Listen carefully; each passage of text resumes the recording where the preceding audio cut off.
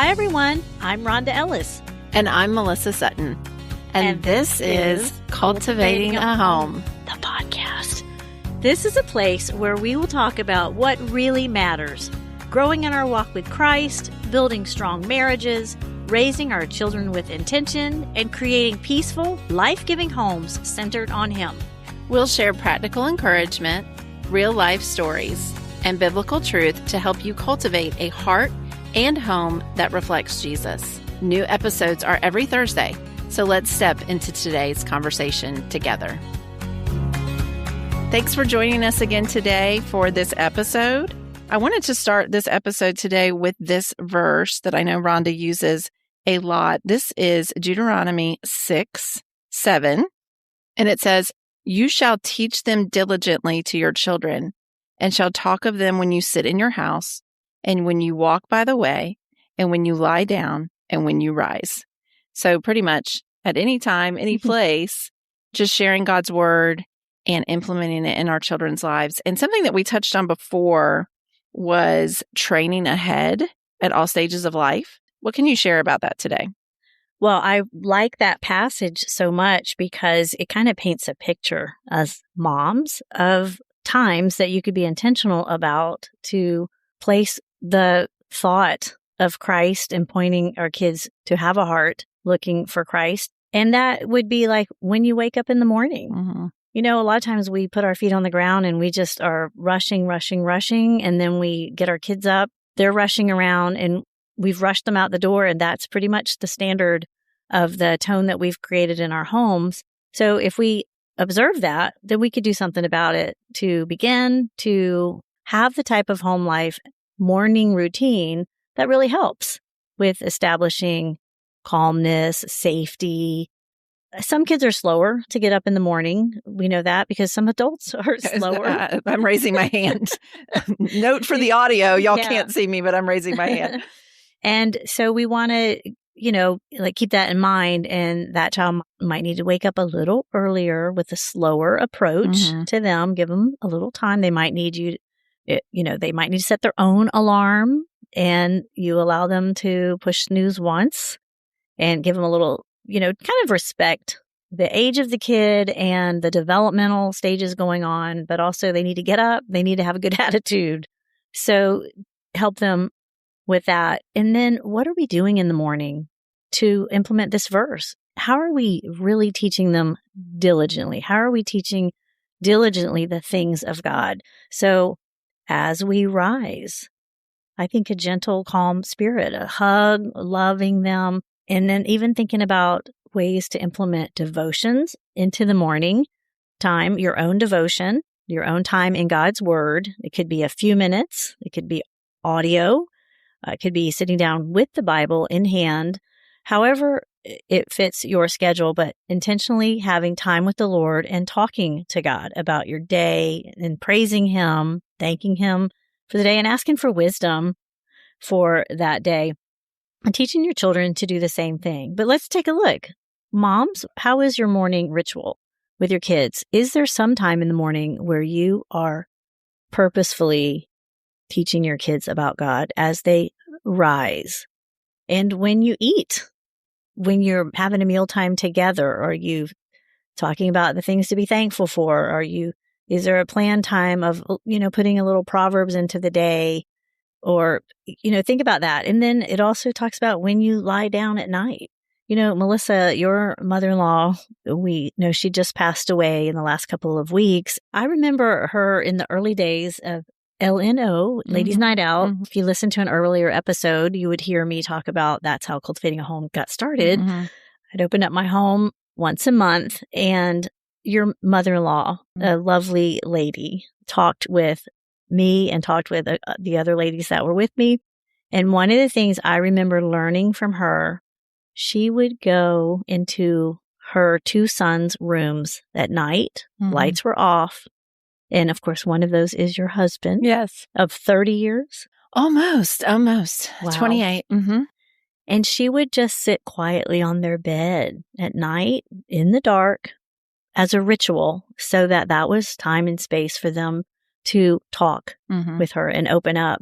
And in those conversations that had to do with their lives. She entered into that space and then was able to point their hearts towards Christ, meaning if they shared a concern with her, she didn't have to get out the Bible and say, let's do this. It's not that formal and like that, but it's just giving them wisdom from God's word of how to think about the problem at hand, how to view other people, how to have our right responses.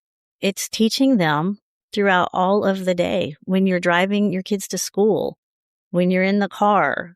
Sometimes very effective conversations happen when people are looking forward and not into each other's eyes because it's just casual conversations and you could point them. I had a text conversation with one of my adult kids recently, and she was asking for, help me think more clearly about this situation that I'm frustrated about. And it's first listening and giving them space to fully share the matter. And then a conversational type tone where you can help them to have a different viewpoint, to see the other person through the eyes of Christ, not take things so personally, and see how we are not responsible for what they've done wrong to us. We're responsible for the grace extended to them and forgiveness, even if they never ask.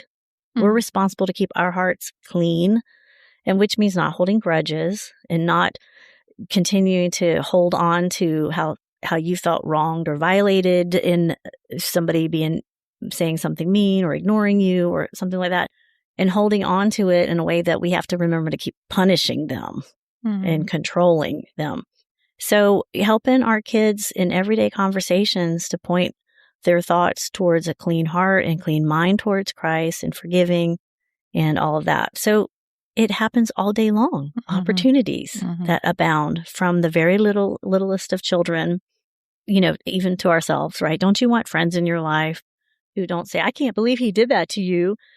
I mean, yeah, it feels validating to have them do that, but ultimately you want them to also to point you towards right thinking and not harboring bitterness and that. So I love Deuteronomy for that. It just talks about the importance, the absolute critical role we play as a parent, their number one influence in our kids' lives.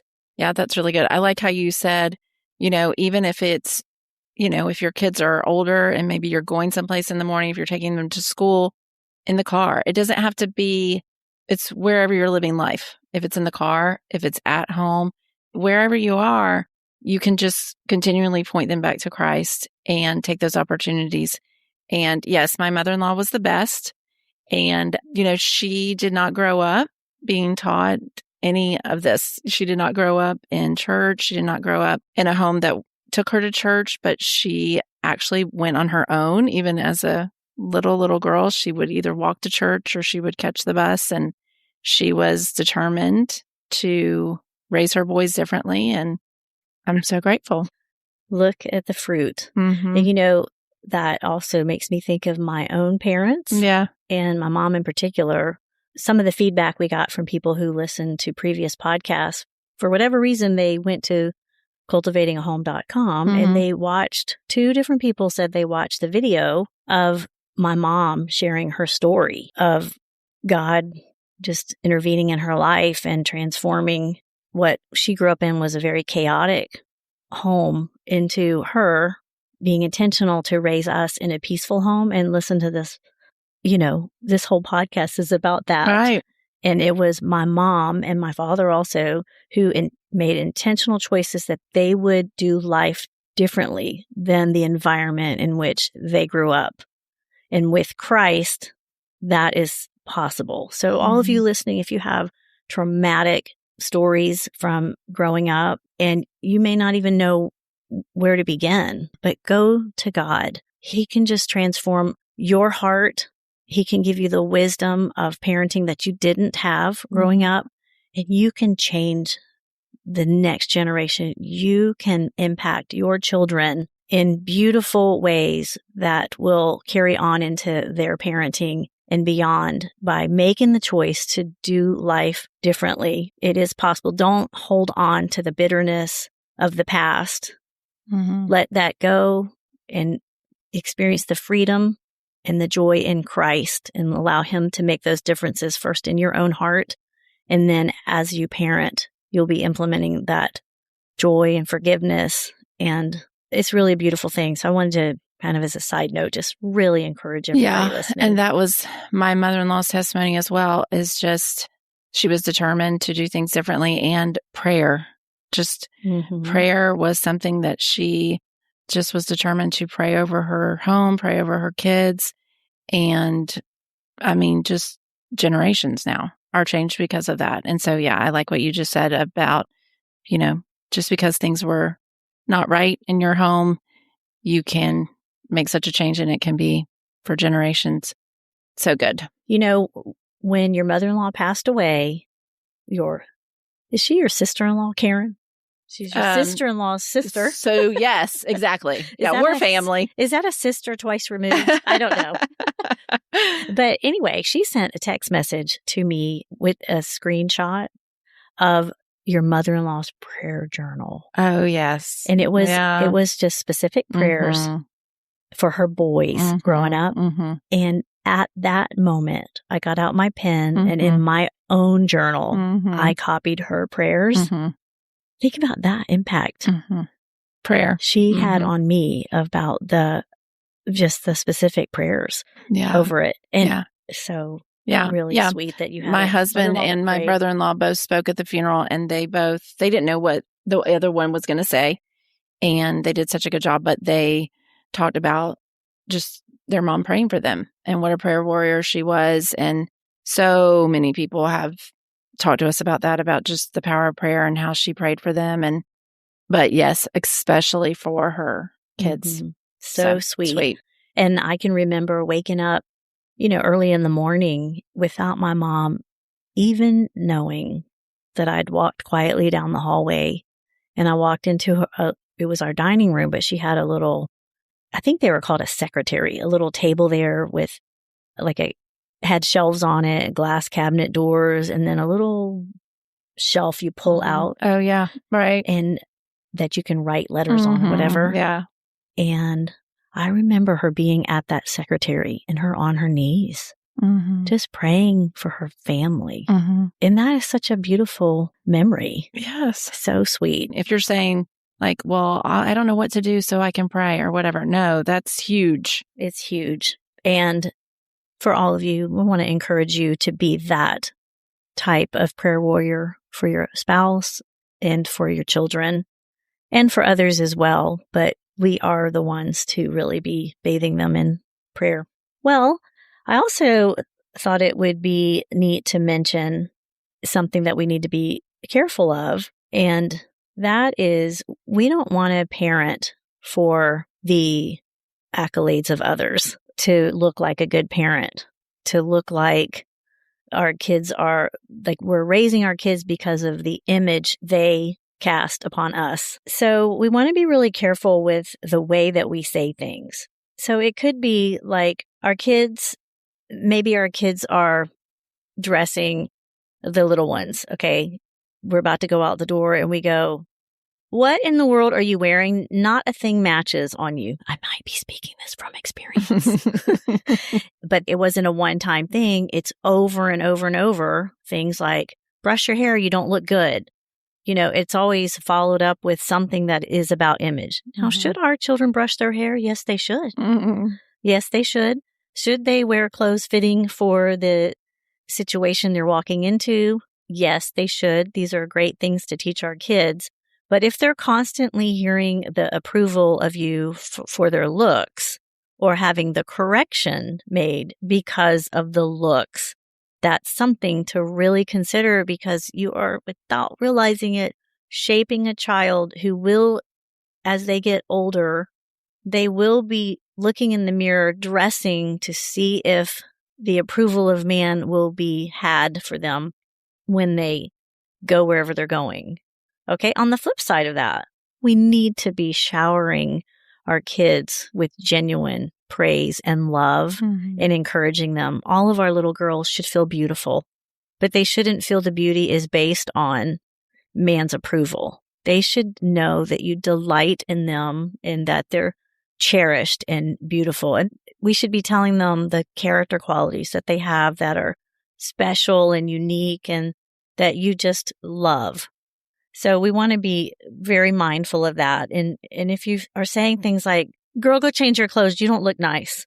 And it's constantly that, they are learning to base their looks on what people think. Yeah, that's so good. I like how you said just pointing out more of their character qualities instead of something from on the outside. Yeah, we know 1 Samuel 16:7, it says that man looks on the outward appearance, but God looks at the heart. So really our majority of our input, this should be about the heart. But again, I want you to know it is important to not neglect teaching our children that brushing their teeth and their hair and etc. are very important parts of learning to mature and grow up. Yeah, that's good. So we were talking about, again, training ahead, and we were going to continue that conversation. We can train ahead at any age. We need to be trained ahead ourselves as adults, but talk about maybe as a toddler, a little bit of training ahead. And then if we even and then elementary and teenage, kind of hit all the different age groups of how you could train ahead. Okay, you're right. It even applies to us. Don't you like to go, if your husband invites you to an event? Yes. Don't you want to know what you're walking into? For sure. Right? Mm-hmm. You want to know, okay, first of all, I don't know what's appropriate attire to wear. And then what type of experience, is it going to be a sit down dinner? Or am I going to be walking around having to, who's going to be socialize there? And what kind of environment am I walking into that might overwhelm me? Such as I hate small talk, but who's going to be there and what thoughts could I have ahead of time to be more comfortable engaging conversation with them? So that's kind of what train ahead means, even though that's a funny term to use for adults. It's still same concept. But let's say you have little ones and they're in the high chair. Well, we absolutely know the kids part of the stage every one of us has gone through and is going through for many of you. Your kids throw food or they dump the cup over, onto the high chair. They smear their fingers all in it and it makes a mess. Well, that is just part of having a child, but it also is an opportunity for us to begin to train them on how to eat neatly. And believe it or not, usually our expectations are way too low. And we're allowing our children to continue to eat messy and leave a mess everywhere, which is more work for ourselves. We're waiting way too long to address those things. Remember, a lot of this, most of this, it boils down to you're teaching your children to be respectful of property, respectful of people at a restaurant, the wait staff, respectful of their mother. Yeah, okay. And their siblings. Exactly. So think about that when you're teaching them these things, but they do not need to be throwing food. Now, Melissa, you'd asked me earlier about, what was that question about, the difference between... So, there was, when we were talking about training ahead, one of the things that I think is sometimes we need to kind of figure out the difference between what is childish and what is disobedience. So, where does the kind of the line right there? Because obviously some kind of childish behavior, if you're talking about being in the high chair, they are going to drop their cup. They are going to make a mess sometimes. There's a steady line between, okay, this is childish, but this has moved on into disobedience. If you could talk to that a little bit. Okay. So going back to the example of the child in the high chair, they're going to, mess up with their food, etc. But there's a time that you begin to see they are willful in... They're looking at you in the eyes like, you said, don't do that. And they looked at you like, you betcha. Watch me. Yeah, they know that they're doing differently than what you said. That's when the foolish, childish moves into disobedience, right? And we want to think about that in all areas of our children's behaviors as we're raising them. But the child that is throwing food in the high chair, or out of the high chair. Listen, I really want to encourage you guys. This is very possible to have children that eat neatly.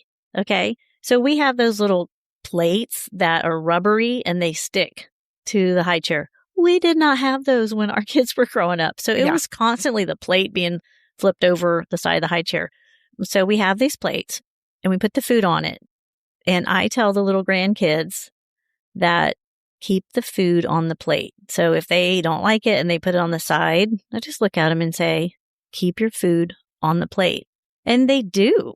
It might have taken several times to remind them, and taking their hand to pick up the food and holding their hand while they put the food back on the plate and say, keep the food on your plate. It's just very calm. You're not getting upset with them. You're just teaching them, right? Mm-hmm.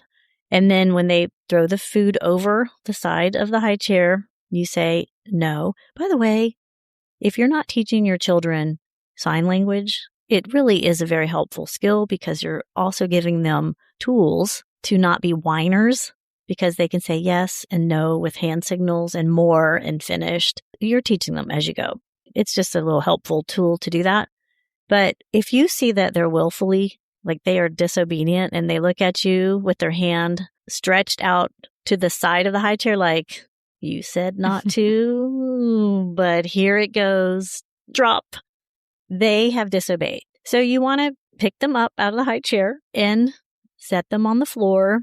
Depending on their age, you might just hold them and lean them down with their hand, and their hand picks up the food, puts it back on the plate.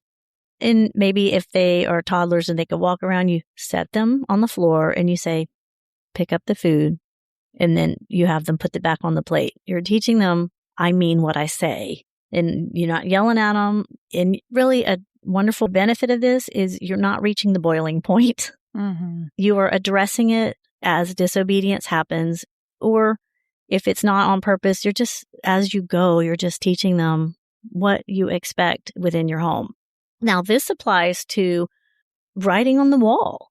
Some kids destroy furniture. They destroy walls. We are letting our kids not be respectful of property because we don't realize there's another way. You can teach them. If you see them write on furniture or a wall, you have them clean it up to the best of their ability.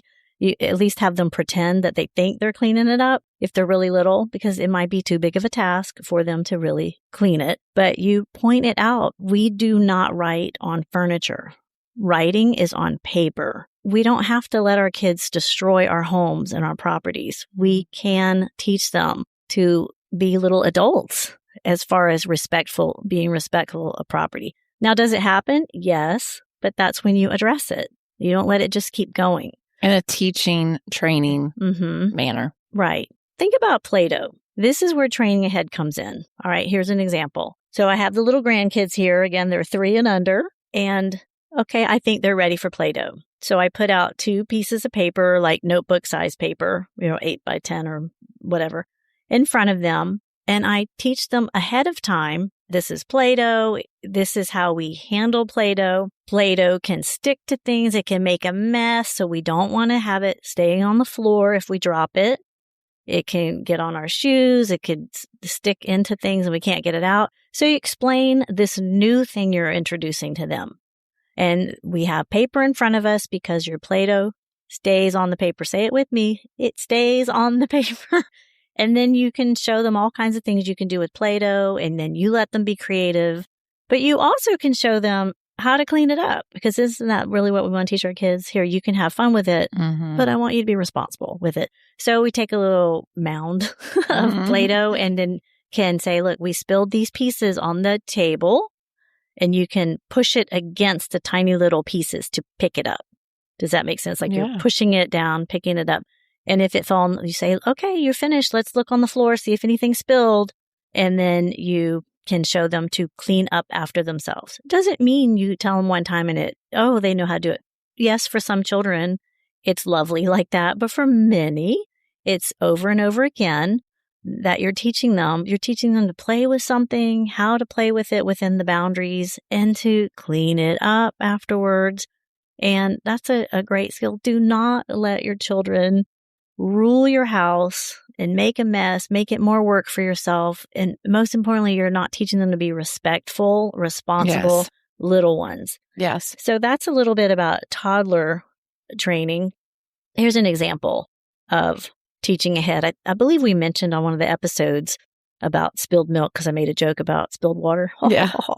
But because of this type of teaching from a young age, teaching them how to handle if something goes wrong so that they have executive thinking levels to be able to handle things on their own, right? Yes. Well, when our oldest son was 2 years old, we were at a friend's house, Stephanie, and it was a gathering for a lot of teenagers because my husband and I worked with the Sunday school, high school students. So we were at her house and our son spilled something in the kitchen and we looked over and he just went and got a towel and cleaned it up by himself. He was 2. He didn't tell anybody he was doing it. We just watched it happen. Mm-hmm. This is a result of training ahead, one, not to freak out, not to have to interrupt somebody to know what to do. He knew the goal was to clean it up. So that's pretty cool. We're teaching our kids to remain calm, and the motive of the heart too. We're talking about it's being respectful, just taking care of it. So that's what I want you to picture as you begin to pour into your kids in this way, to teach them how to handle situations before they occur. That's some of the results that we could see. As they get a little older, maybe elementary and even teenage years, what are some ways that you can train ahead? Well, I think it'd be a good idea for anyone that has teenagers to just kind of pause for a moment and do some genuine reflection. What are things that have happened in your home today or the last week with your teenage children? How do they handle being disappointed? How do they handle you asking them to take the trash out?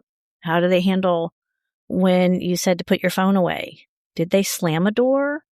Did they go hide in their room because they don't want to talk to an adult? Were they disrespectful in how they communicated with your husband? So what are genuine things happening in your specific home? Those are things that you can now know. These are areas to work on towards the heart so that my child learns to be a respectful, teachable individual. And so here's an example of that. Let's say that you have a child who has been disrespectful to their father in his words, his actions.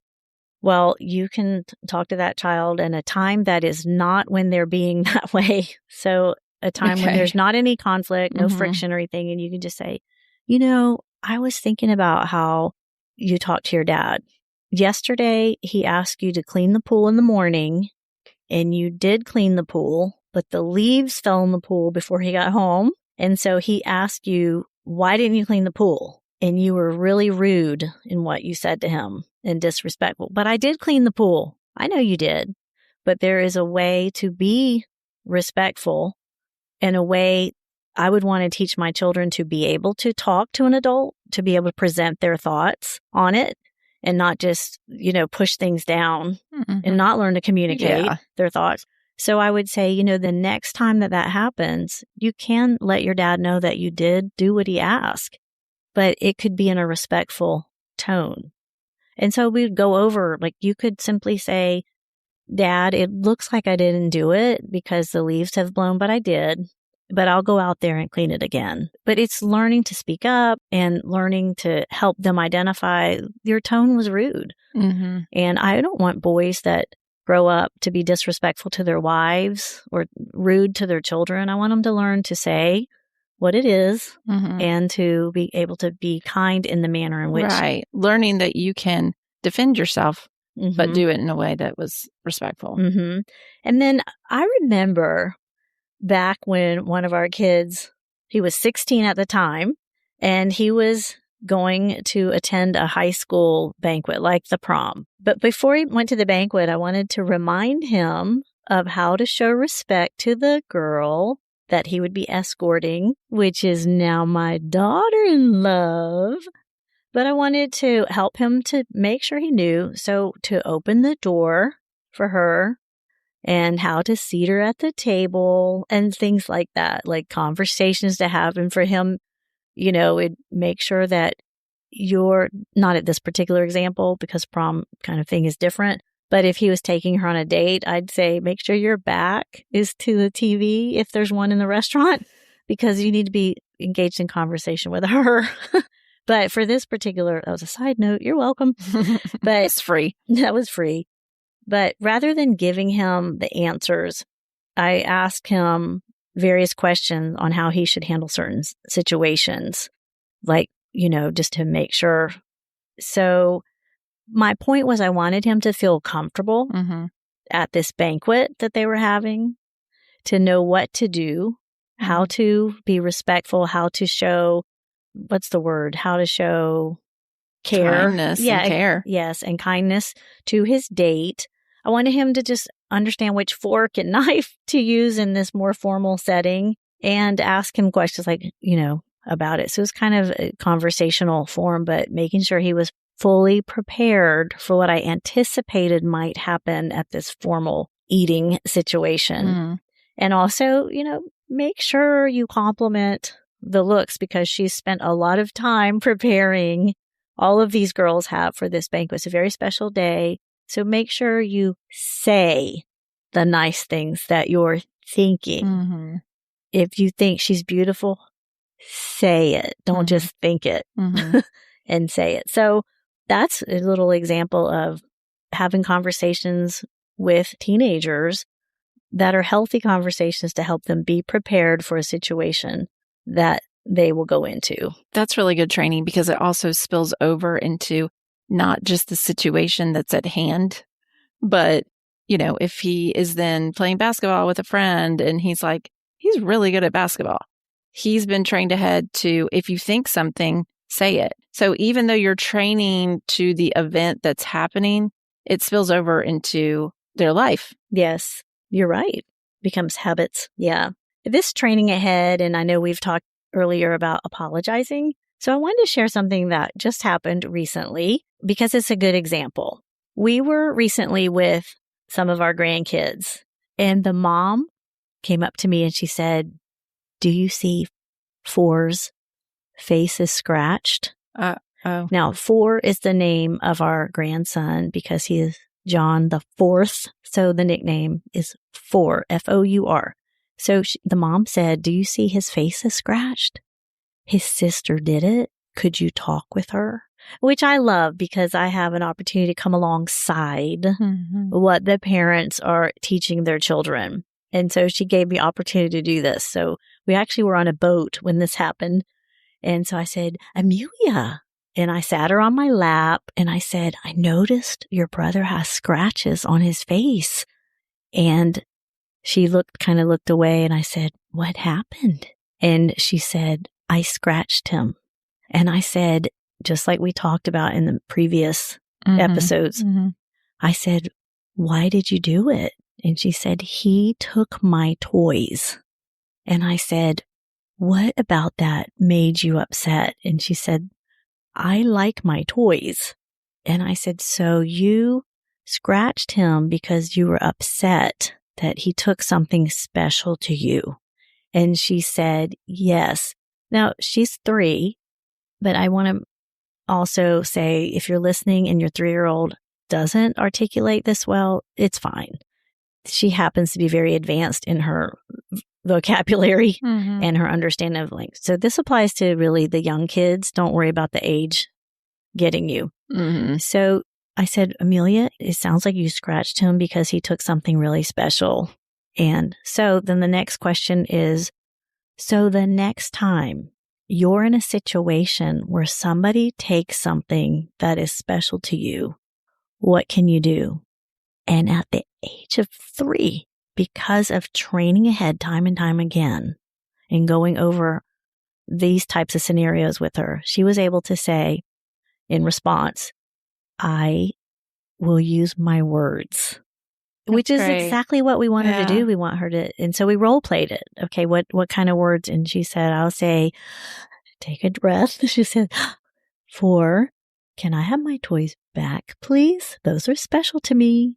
And that's exactly like a benefit of teaching over and over again. It's more work to do this, but it pays off. And you've taught your kids how to solve problems, not be a tattletale, and how to have self-control. Now, will this be the last time she needs this? No, it won't. But you see progress, and it's such a beautiful thing to watch. And then I said, "Did you did you tell Four that you were sorry? Did you apologize to him? And she said she did. And I looked over at her mom, kind of, at a distance, watching this whole thing play out. And she gave me the thumbs up, like, yes, he did that. And then I hugged her and told her I was so proud of her. I was just so proud that she's learning to share and learning to have self-control. And that's the goal, is the learning. It's not perfection. It's not to get everything right every single time. It's the learning and growing. And that was really good. Thank you for sharing those stories. And thank you, everybody, for joining us today. And we will see you next week. And remember, keep cultivating hearts and homes for Christ. Thanks for spending this time with us today. We hope you're walking away encouraged and equipped with something simple you can put into practice right where you are. Remember, it's the small, faithful choices that shape the atmosphere of your home. So wherever you are today, keep cultivating hearts and homes for Christ.